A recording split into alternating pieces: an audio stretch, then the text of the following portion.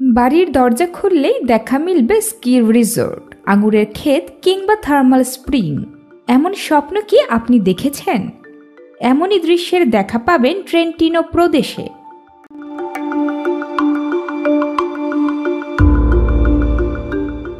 ইতালির উত্তর অঞ্চলটি ট্রেন্টিনো নামে পরিচিত, তবে আনুষ্ঠানিকভাবে এটি ট্রেন্টো প্রদেশ, যা কিনা আবার স্বায়ত্তশাসিত।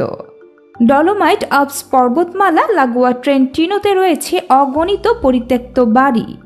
এসব বাড়িতে গিয়ে বসবাস শুরু করলেই পাওয়া যাবে 1 লাখ ইউরো, বাংলাদেশি টাকায় যা 1,31,00,000 টাকা। এর সুযোগ নিতে পারবেন বিদেশিরাও।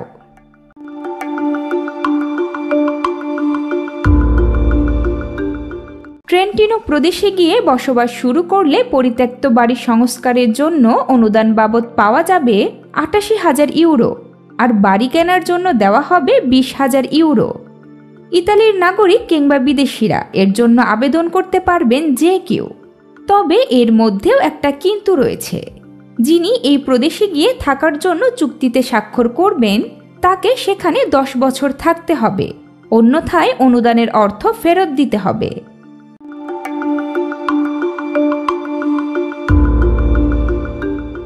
ট্রেন্টিনো প্রদেশের 33টি শহর এ পরিকল্পনার অংশ হবে।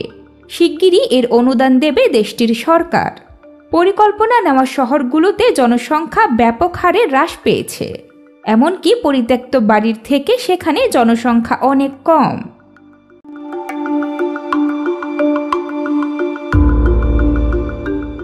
ইতালির গ্রাম্য এলাকাগুলোতে ক্রমাগত হারে কমছে জনসংখ্যা। এছাড়া কাজের উদ্দেশ্যে গ্রাম ছাড়ছেন যুবক যুবতীরা। গ্রাম্য এলাকাগুলোতে জনসংখ্যা বাড়াতে তাই এই ভিন্ন কৌশল নিয়েছে ইতালি সরকার।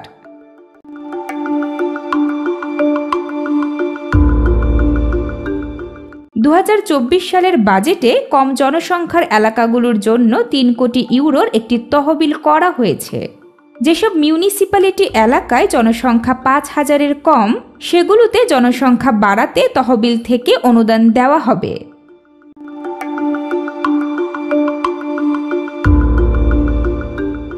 ট্রেন্টোর প্রেসিডেন্ট মাউরিজিও ফুগাতি বলেন, আমাদের প্রধান লক্ষ্য হল সম্প্রদায়গুলোকে পুনরুজ্জীবিত করা এবং আঞ্চলিক সংহতি প্রচার করা।